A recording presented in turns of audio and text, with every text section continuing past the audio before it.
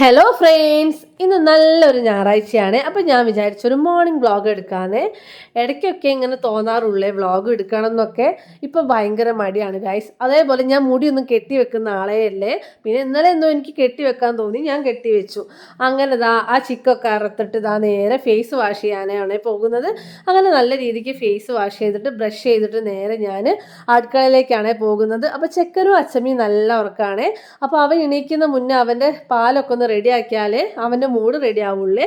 അങ്ങനെ ബ്രഷൊക്കെ ചെയ്ത് നേരെ ആദ്യം പോയിട്ട് കർട്ടൻ പൊന്തിക്കുക. കാരണം കർട്ടനൊക്കെ പൊന്തിച്ച് വെളിച്ചമൊക്കെ കയറിയാലേ നമുക്ക് രാവിലെ ആയി എന്നുള്ള തോന്നലും ഒരു ഉഷാറും എനർജിയൊക്കെ വരുള്ളൂ.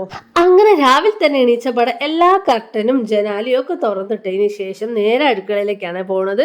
പിന്നെ അടുക്കളയിലെ കർട്ടനും ജനാലിയും ഒക്കെ തുറന്നിടുന്നുണ്ട്. രാവിലെ തന്നെ സൂര്യപ്രകാശം നമ്മുടെ അടുക്കളയിലേക്ക് കയറുമ്പോൾ നമുക്ക് ഭയങ്കര ഒരു എനർജി തന്നെയാണ് അല്ലേ. അതൊക്കെ കഴിഞ്ഞതാ ഒരു പാത്രത്തിൽ അച്ചമ്മയ്ക്കുള്ള ചായയും മറ്റേ പാത്രത്തിൽ ചെറുതിനുള്ള പാലും വെക്കുന്നുണ്ട്. അപ്പോഴേക്ക് ഒരാൾ എണീച്ച് വന്നിട്ടുണ്ട്. എണീച്ച് വന്നുള്ള പാടിതാണ് എല്ലായിടത്തിലും പോയി ഒക്കെ വൃത്തികേടാക്കി വെക്ക്. അങ്ങനെ അച്ചമ്മേൻ്റെ ചായ കൊടുത്തിട്ട് നേരെ നിയോമിനുള്ള പാലാണ് റെഡിയാക്കുന്നത്. കുക്കിംഗ് ചെയ്യുന്നത് എല്ലാവർക്കും സന്തോഷമായോ? നമുക്ക് ഇരുമ്പുണ്ടാ ഒരു ടാറ്റ കൊടുക്ക്, അബ്ബ കൊടുക്ക്. കുറച്ച് കുരുത്തക്കേട് കയ്യിലുണ്ടെങ്കിലും ചില കാര്യങ്ങൾക്ക് ഭയങ്കര അനുസരണയാണ്. അതൊക്കെ കഴിഞ്ഞിട്ട് ഓനുള്ള പാലൊക്കെ കൊടുത്ത് സെറ്റ് ആക്കുന്നുണ്ട്. അതൊക്കെ കഴിഞ്ഞിട്ട് നേരെ ഇന്ന് കറി വെക്കാനുള്ള തയ്യാറെടുപ്പിലാണ്. ഇന്ന് ഞായറാഴ്ച ആയതുകൊണ്ട് തന്നെ ബീഫാണ് വെക്കുന്നത്.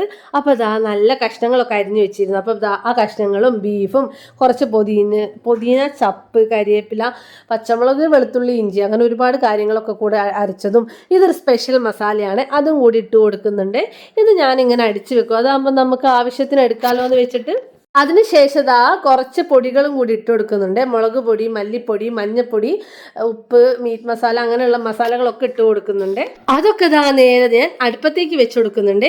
ഒരടുപ്പിൽ പിട്ടും മറ്റേ അടുപ്പിൽ നമ്മുടെ കുക്കറും വെച്ച് കൊടുത്തിട്ടുണ്ട് കേട്ടോ. അതൊക്കെ അവിടെ കിടന്നാവുന്ന നേരം കൊണ്ട് ഉച്ചത്തേക്ക് ചിക്കൻ വാങ്ങിയിട്ടുണ്ടായിരുന്നേ പൊരിക്കാനായിട്ടാണ്. അപ്പോൾ അതിന് വേണ്ടിയിട്ട് ഞാൻ ഓൾറെഡി അടിച്ചു വെച്ച മസാലയിൽ കുറച്ച് ഉപ്പും കുറച്ച് മീറ്റ് മസാലയും കൂടി ചേർത്തിട്ട് നല്ല രീതിക്ക് കുഴയ്ക്കുന്നുണ്ട്. അതൊക്കെ കഴിഞ്ഞിട്ട് നമ്മുടെ ബീഫ് സെറ്റായി വന്നിട്ടുണ്ട്. ഒരു 6-7 വിസിൽ അടിച്ചിട്ടുണ്ട്. എന്നിട്ട് ചീഞ്ചട്ടിയിൽ കുറച്ച് വെളിച്ചെണ്ണയും കരിവേപ്പിലയും ഇട്ട് കൊടുത്തിട്ട് കുറുക്കി എടുക്കുന്നുണ്ട്. ഗൈസ് നല്ല ടേസ്റ്റ് ഉണ്ടായിരുന്നേ. ആ ഒരു സ്പെഷ്യൽ മസാല ചേർത്തത് കൊണ്ട് തന്നെ നല്ലൊരു ടേസ്റ്റ് ആയിരുന്നേ അതിന് കിട്ടിയിട്ടുണ്ടായിരുന്നത്. അതൊക്കെ കഴിഞ്ഞത് പുട്ടും ബീഫും കൂടി കഴിക്കുകയാണ്. ഇത്രയൊക്കെയാണ് ഇന്നത്തെ മോർണിംഗ് വിശേഷം ഉള്ളത്.